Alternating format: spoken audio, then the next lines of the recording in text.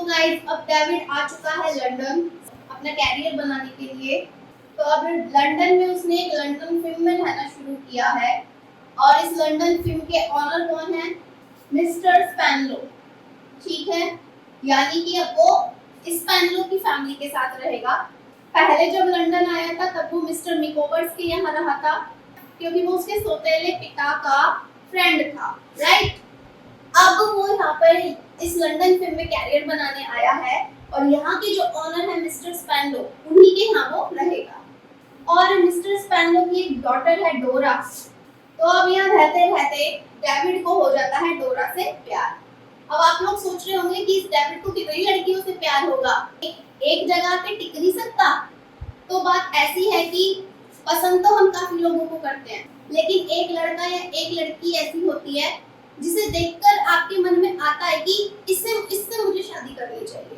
तो डेविड के मन में भी वही फीलिंग आई कि डोरा ही वो लड़की है जिसके साथ मैं अपनी लाइफ बिता सकता हूँ, जिसको मैं अपना लाइफ पार्टनर बना सकता हूँ। ओके, सुंदर तो बहुत लोग होते हैं, अट्रैक्ट भी आप बहुत लोगों की तरफ होंगे। तो अभी तक सिर्फ डेविड अट्रैक्ट हो रहा था एमिली की तरफ, एग्नेस की तरफ, लेकिन डोरा के साथ रहते रहते अब उसे फीलिंग आ गई है कि मुझे इसी से शादी करनी चाहिए। और डोरा के मन में भी फीलिंग आ चुकी है कि हाँ, डेविड इज माय लव। तो अब डोरा और डेविड ये दोनों हो चुके हैं इन अ लव रिलेशनशिप। ठीक है, ये दोनों अब एक दूसरे से प्यार करते हैं और शादी करना चाहते हैं। बट ये जो मिस्टर स्पैनलो है, ये डोरा को मना कर देते हैं कि नहीं, मैं तुम्हारी शादी डेविड के साथ नहीं कर सकता। अब ये सुनकर डोरा दुखी हो जाती है। तो अब एक दिन क्या होता है, अचानक से लंदन में आ जाती है मिस बेट्सी, डेविड की आंट, डेविड से मिलने। तो ये यहाँ आकर डेविड को बताती है कि मैं तो बर्बाद हो गई, मेरा सारा पैसा खत्म हो गया, मैं लुट चुकी हूँ, मुझे इतने धोखे मिले हैं। और ये सब किसने किया है? हीप ने मुझे लूट लिया है, मुझे गरीब सा बना दिया है। अब मेरे पास इतने पैसे भी नहीं रहते कि मैं अपना खुद का खर्चा खुद चला सकूं। क्यों? क्योंकि हीप ने विकफील्ड के साथ मिलकर इन दोनों ने पार्टनरशिप करके मिस बेट्सी को लूट लिया था। क्योंकि आपको पता है विकफील्ड को हीप ने शराबी बना दिया था और अब विकफील्ड वैसा ही करता था जैसा हीप बोलता था, जबकि वो ऑनर है, फिर भी वो हीप की बातों में आके मिस बेट्सी को उसने लूट लिया। तो अब जब ये बात डेविड को पता चलती है तो उसे गुस्सा तो आता ही है, लेकिन अब वो सोचता है कि अगर इतनी प्रॉब्लम हो गई है तो अब मुझे सब कुछ ठीक करना पड़ेगा। अब मैं ऐसा करता हूँ, जल्दी से पैसे कमाना शुरू करता हूँ। तो अब पैसे कमाने के लिए डेविड शुरू कर देता है एक जॉब करना, सेक्रेटरी की जॉब। किसके यहाँ? जो इसके स्कूल के ऑनर थे, हेडमास्टर थे, डॉक्टर स्ट्रॉन्ग, उनके यहाँ। ठीक है, इनके यहाँ ये सेक्रेटरी का काम करना शुरू कर देता है। सुबह शाम ये बिना ब्रेक के काम करता है। और लंदन में ही इसकी मुलाकात इसके पुराने फ्रेंड टॉमी ट्रेडल से होती है। मैंने आपको लिखवाया था इसके बारे में भी। तो टॉमी ट्रेडल से ये रिक्वेस्ट करता है कि तुम मुझे शॉर्ट हैंड सिखा दो, और टॉमी ट्रेडल्स भी रेडी हो जाता है। और टॉमी की हेल्प से अब डेविड को शॉर्ट हैंड भी आ जाता है। तो अब ये साइड बाय साइड काम इसका चलता रहता है। और अब इतना पढ़ लिख लेने के बाद डेविड शुरू कर देता है राइटिंग लिखना, यानी कि एक तरह से ये ऑथर बन जाता है। और अब इसने फिक्शन लिखना शुरू कर दिया है। He started writing fiction. Okay, तो अब इतना काम करते करते ये थोड़ा पैसे वाला भी हो गया है, इसको नेम मिल गया है, फेम मिल गया है, यानी कि अच्छा खासा ये अर्न कर सकता है। ओके गाइस, तो अब आगे क्या होता है, ये जो इसका एक फ्रेंड था Steve Ford, James Steve Ford, इसके थ्रू डेविड को ये न्यूज़ मिलती है। क्या न्यूज़ मिलती है? कि मिस्टर बार्किस बड़े बीमार चल रहे हैं। He is very sick. Mister बार्किस कौन है? क्या बताया था मैंने? हस्बैंड है मिसेस पैगोटी का, जो उसकी हाउसकीपर थी, उसने शादी कर ली थी मिस्टर बार्किस से। तो उसी का पति बड़ा बीमार चल रहा है और ये न्यूज़ मिलती है डेविड को। अब डेविड को लगता है कि ऐसे समय में तो मुझे यारमाउथ में होना चाहिए, पैगोटी के यहाँ। तो अब डेविड डिसाइड करता है कि उसे वापस से जाना है यारमाउथ पैगोटी से मिलने, क्योंकि जो मिस्टर बार्किस है वो कभी भी अपनी अंतिम सांस ले सकते हैं। कभी भी इनकी डेथ हो सकती है, तो ऐसे टाइम पे मुझे पैगोटी के साथ होना चाहिए। इसीलिए अब डेविड आ चुका है वापस से यारमाउथ पैगोटी के यहाँ। सो गाइस, अब डेविड आ गया है वापस से यारमाउथ और सारे पैगोटी फैमिली से मिलता है। हैम और एमिली, इन दोनों से भी मिलता है। मैंने आपको बताया था ये दोनों इंगेज हो गए हैं। लेकिन डेविड अब नोटिस करता है कि एमिली अपनी सगाई से खुश नहीं है। She is not happy with him. लेकिन वो ये नहीं जानता कि एमिली को जेम्स पसंद आ गया है और जेम्स को एमिली पसंद आ गई है, क्योंकि ये चीज मैं आपको पहले बता चुकी हूँ। तो अब एमिली और हैम ये दोनों वेट कर रहे होते हैं कि कब इनकी शादी की जाएगी। लेकिन ऐसे माहौल में तो शादी नहीं करवा सकते ना, कोई बीमार है उनके फैमिली में एक मेंबर, ऐसे टाइम में वो शादी करा देंगे? नहीं। तो ये दोनों वेट कर रहे होते हैं इसके ठीक होने का, या तो भैया ये ठीक हो जाए या ये जल्दी से मर जाए ताकि हम शादी कर सके। तो होता क्या है, सडनली मिस्टर बार्किस की डेथ हो जाती है, ही डाई। ओके, और जैसे ही इनका अंतिम संस्कार फनरल ये सब कंप्लीट होता है, अब एमिली को मिल जाती है खुली छूट और वो भाग जाती है जेम्स स्टीलफोर्ड के साथ। ठीक है, जी हाँ, ये दोनों टुगेदर एस्केप हो जाते हैं, भाग जाते हैं एक दूसरे के साथ। ठीक है भाई, ध्यान रखना, एमिली की लाइफ में हैम पहला लड़का, सगाई हुई लेकिन शादी नहीं हुई। क्यों नहीं हुई शादी? क्योंकि वो जेम्स के साथ भाग गई। और जेम्स कौन है? उसकी लाइफ में आने वाला दूसरा लड़का। और जब ये बात मिस्टर पैगोटी को पता चलती है, जिन्होंने इन दोनों बच्चों को अडॉप्ट किया था, तो जब इन्हें पता चलता है कि एमिली उसके साथ भाग गई है, तो ये तो चले जाते हैं सदमे में। ठीक है, इंग्लिश में कहते हैं डिवास्टेटेड। लेकिन मिस्टर पैगोटी डिसाइड करते हैं, बेशक वो उसके साथ भाग गई है, लेकिन मेरा क्या फर्ज बनता है उसको वापस लाना। तो मिस्टर पैगोटी डिसाइड कर लेते हैं कि मैं एमिली को वापस लाके रहूंगा, और इसमें डेविड भी उनकी हेल्प करता है एमिली को वापस लाने में। लेकिन अभी ये वापस नहीं आएगी, अभी इसको थोड़े टाइम के लिए हम जेम्स के साथ छोड़ देते हैं। ओके, एंजॉय करने देते हैं इनको। अब देखते हैं कि इनके भाग जाने के बाद क्या होता है। सो गाइस, अब उतना कुछ सीन होने के बाद वापस आ जाते हैं डेविड और डोरा पे, जो एक दूसरे से शादी करना चाहते थे। बट डोरा के जो फादर हैं मिस्टर स्पैनलो, इन्होंने मना कर दिया था। तो एक दिन क्या होता है, मिस्टर स्पैनलो का हो जाता है एक्सीडेंट, एक कैरेज एक्सीडेंट, और इस एक्सीडेंट में मिस्टर स्पैनलो की हो जाती है डेथ, ही डाइड। ओके, तो अब जब इनकी भी मौत हो गई है, अब डोरा को तो मिल गई खुली छूट, तो डेविड और डोरा कर लेते हैं शादी, marry to each other. But ये डोरा एक अच्छी बीवी नहीं बन पाती डेविड के लिए। क्यों? क्योंकि ये शरीर से थोड़ा वीक है, शी इज वीक, थोड़ा बीमार रहती है, घर के कामकाज नहीं कर पाती, यानी कि डेविड का साथ वो एक तरह से कंप्लीटली नहीं दे पाती। बट फिर भी डेविड उसकी इतनी कमजोरियों को इग्नोर करके उसके साथ रिश्ता अच्छा बनाने की कोशिश करता रहता है और ट्राई करता है कि वो इसके साथ खुश रहे, यानी कि वो इस पे कोई प्रेशर बनाता ही नहीं है। तुम्हें जैसे रहना है रहो, पर खुशी से रहो। ठीक है, बट देन कुछ टाइम बाद क्या होता है, डोरा हो जाती है बीमार बहुत ज्यादा और इसको मिसकैरेज हो जाता है। ठीक है, बच्चा गोद में टिक नहीं पाता और मिसकैरेज की वजह से ये बहुत ज्यादा बीमार रहने लगती है फिर, और फिर एक दिन डोरा की भी डेथ हो जाती है, शी डाइज, ये भी मर गई। ठीक है, यानी कि डेविड की लाइफ में पहली लड़की जो आई थी एमिली, वो तो भाग गई जेम्स के साथ। जो दूसरी लड़की आई डोरा, शादी तो करी लेकिन वो बेचारी मर गई। तो एक तरह से डेविड और डोरा की ये शादी हो जाती है अनसक्सेसफुल, क्योंकि कोई बच्चा नहीं हो पाता और बहुत ही कम टाइम में उसकी मौत भी हो जाती है। तो अब बारी आएगी एग्नेस की, कि एग्नेस डेविड की लाइफ में कैसे आएगी और अब कैसे डेविड और एग्नेस की शादी होगी। तो अब एमिली की स्टोरी को भी खत्म करते हैं। लास्ट मैंने बताया कि एमिली भाग गई थी जेम्स के साथ। तो ये जो मिस डर्टल है, स्टीलफोर्ड की बार्ड, यानी कि स्टीलफोर्ड की ये नौकरानी है, ये डेविड को एक लेटर भेजती है, जिस लेटर में क्या लिखा होता है कि जेम्स ने एमिली को छोड़ दिया है।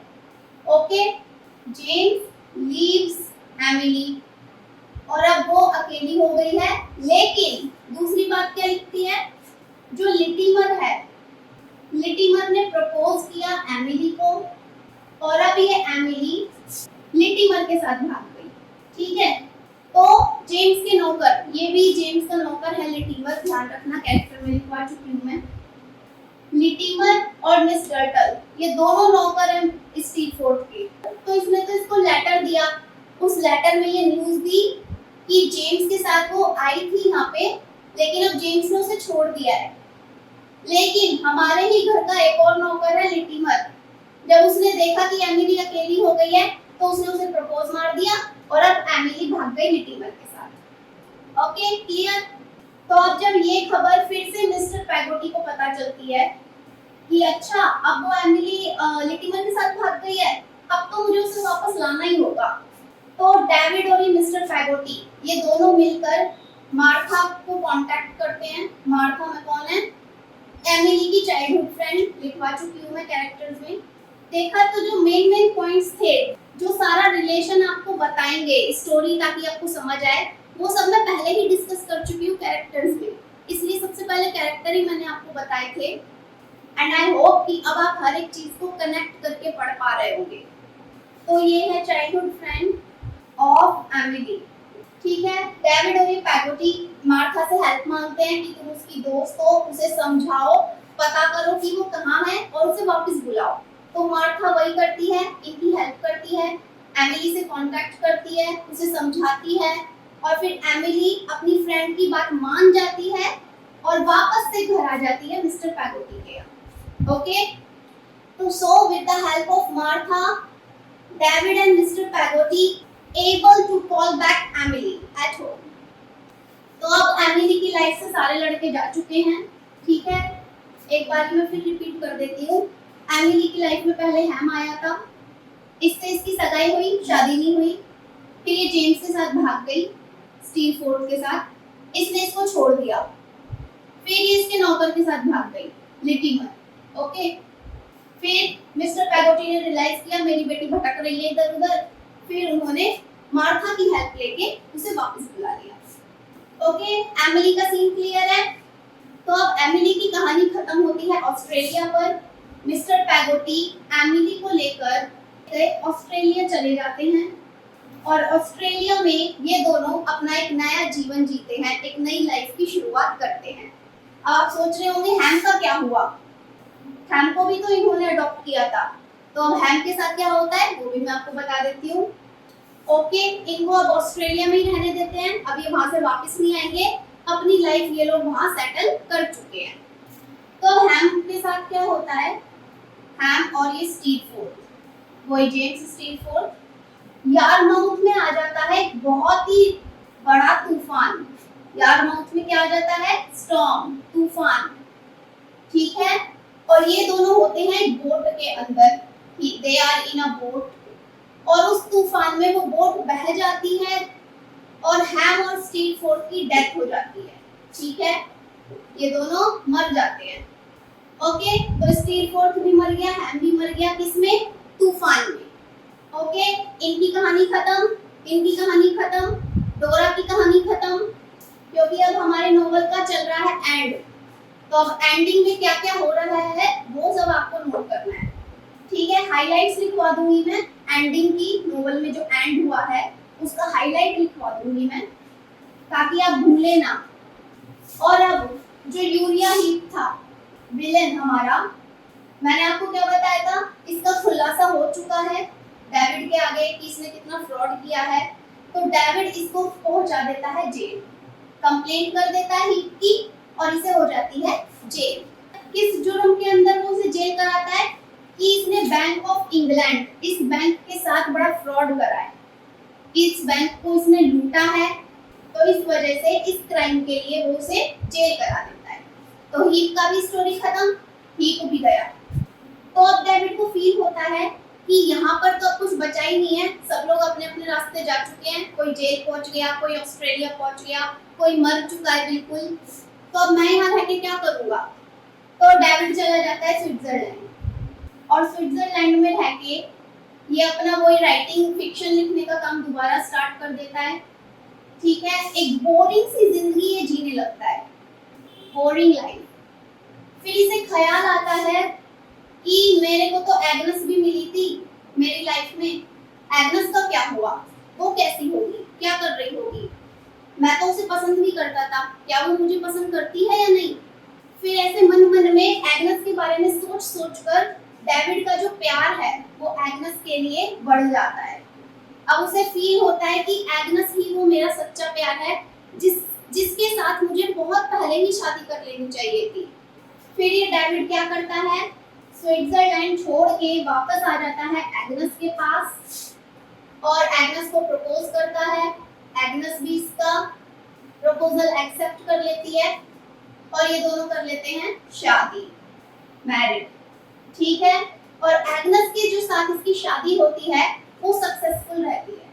ठीक है, क्यों? क्योंकि एग्नेस से इसको 5 बच्चे होते हैं, 5 चिल्ड्रन दे बोर्न, और उसमें से जो इनकी पहली बेटी होती है, एक डॉटर होती है, उसका नाम ये रखता है अपनी आंट मिस बेट्सी के नाम पर।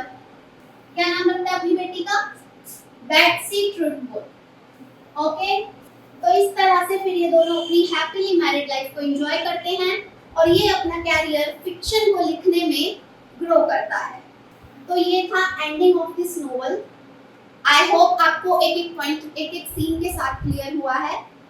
और अब इन द एंड मैं आपको कुछ पॉइंट्स हाईलाइट करवा के लिखवा रही हूँ, उनको ध्यान से देखिए।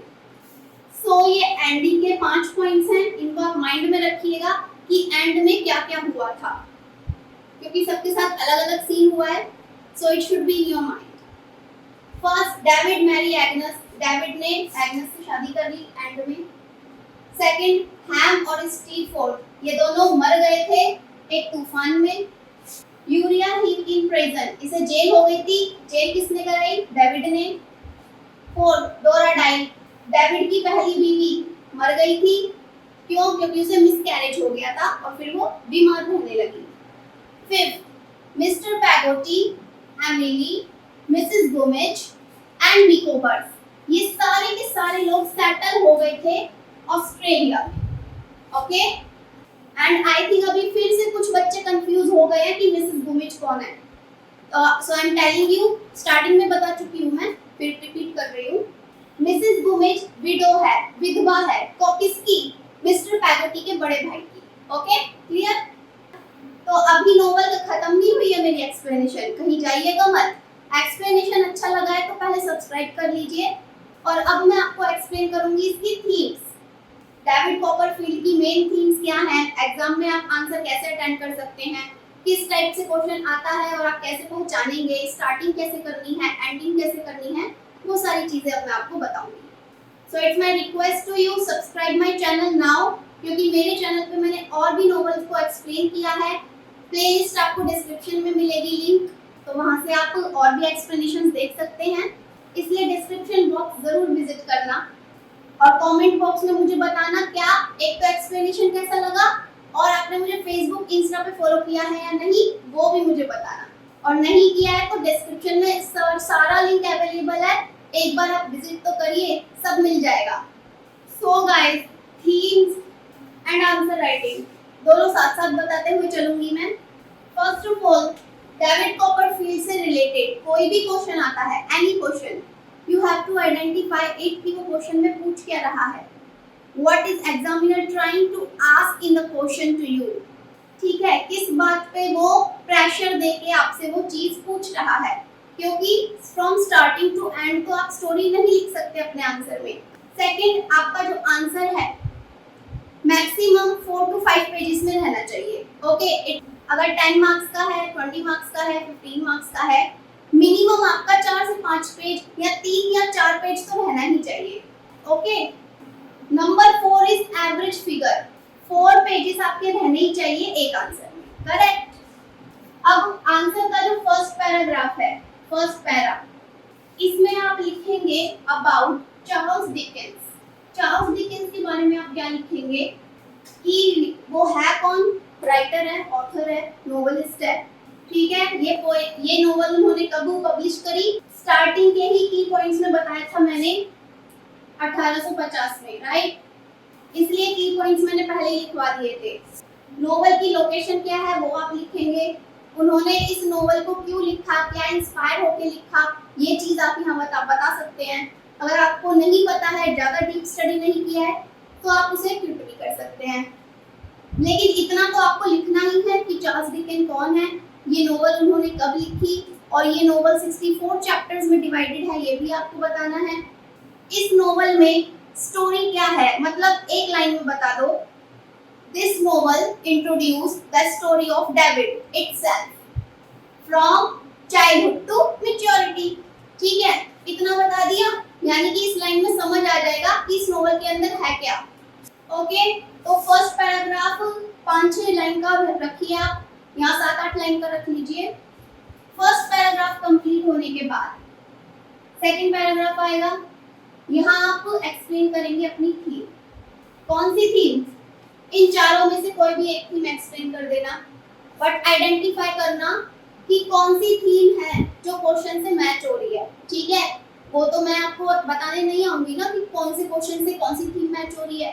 क्वेश्चन आप पढ़ोगे अच्छे से, समरी आप समझ चुके हो, सो आई एम डैम श्योर कि क्वेश्चन पहचान लोगे आप कि हाँ मुझे अब सेकंड पैराग्राफ में इस थीम को लिखना है, इनमें से कोई एक थीम को लिखना है, या आप एनी टू भी कर सकते हो। तो मैं थीम समझा देती हूँ आपको चारों। फ्लाइट ऑफ द वीक, कमजोरों की दुर्दशा। फ्लाइट मतलब दुर्दशा। अब देखो कि नोवेल में कमजोर कौन था जिसकी दुर्दशा हुई, जिसके साथ अत्याचार हुआ, कौन था? डेविड था डेफिनेटली, और डेविड की माँ क्लेरा। क्यों? क्योंकि जो डेविड का सौतेला पिता था मिस्टर मर्डस्टोन, डेविड पे अत्याचार करता था, उसकी माँ पे भी अत्याचार करता था। ठीक है, तो इन दोनों ने टॉर्चर को झेला है, तो इन दोनों का टॉर्चर वाला लाइफ स्टेज वो आप इस थीम में एक्सप्लेन इजीली कर सकते हैं। Second, equality in marriage. शादी किस किस की हुई है हमारी नोवेल में? डेविड की 2 शादियां हुई हैं, डोरा से और एग्नेस से। और किसकी शादी हुई है? एमिली की, जेम्स से।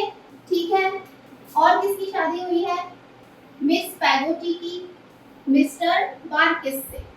ओके, तो इन सब का मैरिज लाइफ आप एक्सप्लेन कर सकते हैं यहाँ पे कि डोरा से शादी के बाद डेविड ने क्या फेस किया, एंड में क्या हुआ, एग्नेस के साथ उसकी शादी सक्सेसफुल रही, कैसे रही, यानी कि शादी दोनों से करी, तो किस तरह से इक्वालिटी को डेविड ने मैनेज किया इन दोनों के साथ, एमिली ने कुछ मैनेज नहीं किया, तो इसको तो आप नॉट इक्वालिटी में ही रखना।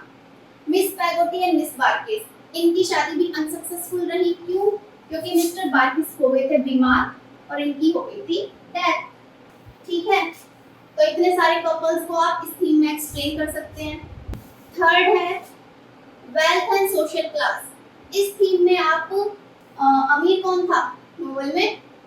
जेम्स स्टीलफोर्ड। इसे एक्सप्लेन करेंगे क्योंकि ये घमंडी सा भी था, पैसों की वजह से, अच्छे घर से था, पैसे वाला था। ठीक है, और टॉमी को भी आप डाल दीजिए, टॉमी ट्रेडल्स, डेविड को भी डाल दीजिए। कैसे?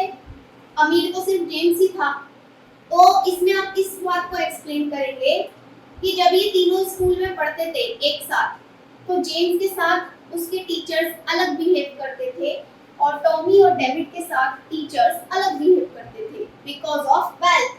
क्योंकि उन्हें पता था ये अच्छे घर से है, इसे प्यार से डील नहीं किया तो डंडे पड़ेंगे। लेकिन ये दोनों, इसको तो इसके सौतेले बाप ने भेजा है, इसे कैसे भी ट्रीट करो, और ये तो है बदकिस्मत गरीब सा, इसे भी कैसे भी ट्रीट करो। ठीक है, यानी कि स्कूल में जो टीचर्स थे, जो हेडमास्टर थे, वो इन तीनों में फर्क करते थे। क्यों? Because of wealth, social class, social status. इन दोनों को रूडली ट्रीट किया जाता था और इसको प्यार से ट्रीट किया जाता था। Alright, last is role of father. Role of father में आप किसे लिखेंगे? आपको दिमाग में सबसे पहले आया होगा मर्डस्टोन। जी हाँ, मर्डस्टोन को यहाँ एक्सप्लेन करेंगे क्योंकि वो एक सौतेला पिता बना, और डेविड के जो रियल फादर थे मिस्टर डेविड, उनको भी आप एक्सप्लेन करेंगे। ये हो गया स्टेप फादर, ये हो गया रियल फादर। साथ ही में आप यहाँ मिस्टर पैगोटी को भी एक्सप्लेन करेंगे क्योंकि उन्होंने भी 2 बच्चों को अडॉप्ट किया था, इसलिए उन्होंने भी एक फादर का रोल निभाया है। ओके, तो इन तीनों का अलग अलग रोल रहेगा। मिस्टर डेविड अपने बच्चे के जन्म से 6 महीने पहले ही गुजर गए। ठीक है, इस तो इनके बारे में तो आप बहुत कम लिख पाएंगे। मिस्टर मॉर्डस्टोन जब ये डेविड की लाइफ में आए उसकी माँ से शादी करके, तो किस तरह से इन्होंने फिर उसको ट्रीट किया और कैसे स्कूल में उसको पढ़ाया, फिर पढ़ाई छुटवा दी, लंदन भेज दिया काम करने के लिए। ये सारी चीजें आप रोल ऑफ फादर में इनके लिए लिख सकते हैं। मिस्टर पैगोटी इन्होंने 2 बच्चों को अडॉप्ट किया, हैम और एमिली। उन दोनों को बाप का प्यार दिया। ठीक है, एमिली के लिए भी अच्छा सोचा, ये इधर उधर भटक रही थी लड़कों के साथ, इसको वापस बुलवाया, लेकिन बेचारा हैम मर गया था एंड में। ओके, तो मिस्टर पैगोटी बेशक वो सगे पिता नहीं थे, फिर भी उन्होंने सगे जैसा प्यार दिया। और मिस्टर मॉर्डस्टोन सगा नहीं था, पूरा सौतेला था। ठीक है, तो इन दोनों के कैरेक्टर्स में ये फर्क है। दोनों ने बाप का रोल निभाया है, पर किस तरह निभाया है वो आपके सामने है। ओके, अब आप सोच रहे होंगे कि थीम्स तो मैंने बता दी हैं, आपको आइडियाज भी मिल गए होंगे, बट एग्जाम में किस लैंग्वेज में लिखेंगे उसके लिए मैं आपको बता देती हूँ। आप एक या तो 10 ईयर खरीद लीजिए अपने कोर्स का, जिसके अंदर ये नोवेल है, सिलेबस में होती है, मिल जाएगी आपको। 10 ईयर में लास्ट 10 ईयर्स के क्वेश्चन होते हैं और उन क्वेश्चन के आंसर लिखे होते हैं। तो इस तरह से जब आप वो लैंग्वेज पढ़ेंगे ना उस बुक की, तो आपको बहुत अच्छे अच्छे वर्ड्स माइंड में आएंगे कि इस तरह से आप अच्छे वर्ड्स के साथ अपना आंसर लिख सकते हैं। इन केस आपको 10 ईयर कहीं नहीं मिल रही, मार्केट में नहीं मिल रही, ऑनलाइन नहीं मिल रही, या कुछ प्रॉब्लम है अभी घर में एनीथिंग, तो आप गूगल तो चला रहे हो ना, इंटरनेट तो यूज कर रहे हो, सर्च करो main themes of David Copperfield, और जो मैंने आपको थीम्स लिखवाई हैं ये थीम्स आपको मिल जाएंगी, लिख करके सर्च करना। इनको एक बार रीड आउट करो। ठीक है, रीड करेंगे तो आपको पता चलेगा राइटर का दिमाग क्या है, राइटर ने किस दिमाग के साथ इन थीम्स को बनाया है, इन थीम्स को एक्सप्लेन किया है। वहां से आपको आपके दिमाग में और अच्छे आइडियाज आएंगे एक बेटर लैंग्वेज देने के लिए अपने आंसर को। ठीक है, so reading is must of themes. Themes की रीडिंग करना जरूरी है। मेरे समझाने से आप समझे होंगे डेफिनेटली, बट एक बार आप खुद से रीड करिए थीम्स को। ठीक है, कहानी समझ ली है आपने पूरी, वेल एंड गुड, बट एक बार आप थीम्स की लैंग्वेज पढ़िए इंटरनेट पर, आपको सब क्लियर हो जाएगा कि किस तरह से आपको आंसर लिखना है। ठीक है, और थीम के बाद थर्ड पैराग्राफ आप बनाएंगे कंक्लूजन का। ठीक है, हर एक आंसर के एंड में, हर एक एसे के एंड में कंक्लूजन होता है, परिणाम होता है, रिजल्ट होता है, वो आप यहाँ पे लिखेंगे। ठीक है, so this was the whole explanation of David Copperfield by me, by Radhika Shiva. और भी इंटरेस्टिंग नॉवेल्स आपको समझनी है इजी लैंग्वेज में, तो मेरी प्लेलिस्ट में जाके चेक करिए नॉवेल एक्सप्लेनेशन, वहाँ पे आपको हर एक नॉवेल मिलेगी जो आप पढ़ना चाहते हैं। इन केस कोई नॉवेल है जो आपको मेरे चैनल पे नहीं मिली, बट आप चाहते हो मैं उसको एक्सप्लेन करूँ आपके लिए, तो उस नॉवेल का नाम आप कमेंट में मेंशन कर दीजिए, मेरी वीडियो उस टॉपिक पे ज़रूर आएगी। बेशक थोड़ा लेट आए बट आएगी ज़रूर, क्योंकि जब मैंने इंग्लिश ऑनर्स किया था मैंने भी काफ़ी सारे नॉवेल्स पढ़े हैं, उनको मैंने एक्सप्लेन करके चैनल पे अपलोड किया है, बट स्टिल बच्चे मेरे से ऐसे नॉवेल्स को भी एक्सप्लेन करवाते हैं, उनका नाम मुझे बताते हैं जो उस टाइम मैंने अपने टाइम पे नहीं पढ़ी थी। फिर मैं क्या करती हूँ, उस नॉवेल को पढ़ती हूँ, खुद पढ़ती हूँ। बेशक मुझे एग्जाम नहीं देना, मैं अपना कोर्स कंप्लीट कर चुकी हूँ, 2017 में ही मेरा इंग्लिश ऑनर्स पूरा हो चुका है, तो मुझे क्या जरूरत है पढ़ने की दोबारा, लेकिन मैं पढ़ती हूँ। कोई भी नई नॉवेल का नाम आप मुझे सजेस्ट करते हो जो मैंने अपने टाइम पे नहीं पढ़ी, लेकिन आपको उसका एक्सप्लेनेशन देने के लिए मैं उस नॉवेल को खुद पढ़ती हूँ, चाहे मुझे 3 दिन लगे या 1 हफ्ता लगे, चाहे वो कितनी लंबी नॉवेल हो, पढ़ती हूँ अच्छे से, फिर चार्ट बनाती हूँ ताकि आपको इजीली समझ आ सके। Okay, so it's all up to you कि नेक्स्ट नॉवेल आपको कौन सी चाहिए। Now see you in the next one, take care, bye bye, and don't forget to follow me on Insta and Facebook and subscribe me now.